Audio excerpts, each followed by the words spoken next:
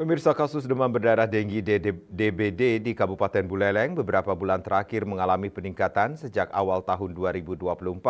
Data Dinas Kesehatan Dinkes Buleleng menunjukkan hingga April 2024 tercatat sebanyak 716 kasus DBD.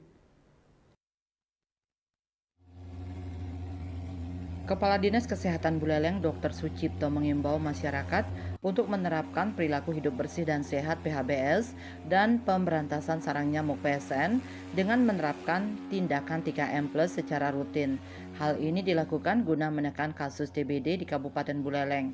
Hingga saat ini ada 15 wilayah dengan kasus DBD tertinggi di Buleleng, di antaranya Desa Groka, Desa Patas, Desa Anturan, Desa Pejarakan, Desa Tukadmungge, Desa Cerukan Bawang, Desa Kalibukbuk, Desa Pemaron, Desa Panji, Desa Kerobokan, Desa Kayu Putih, Desa Lokapakse, Desa Pengulon, Desa Kaliasem, dan Kelurahan Banyuasri. Upaya fogging juga terus dilakukan di seluruh desa di Buleleng. Namun menurutnya fogging hanya dilakukan sebagai opsi terakhir. Hal ini karena fogging memiliki efek samping zat kimia yang dapat terpapar pada hewan dan barang-barang rumah. Meski begitu, pihaknya juga melakukan fogging dengan mesin ultra low volume ULV.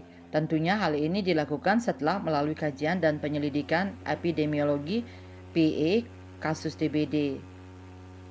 Masyarakat diimbau untuk tetap waspada dan menjaga kebersihan lingkungan dengan melakukan 3M Plus secara rutin dan segera hubungi petugas kesehatan jika mengalami gejala DBD seperti demam tinggi, sakit kepala, dan nyeri sendi.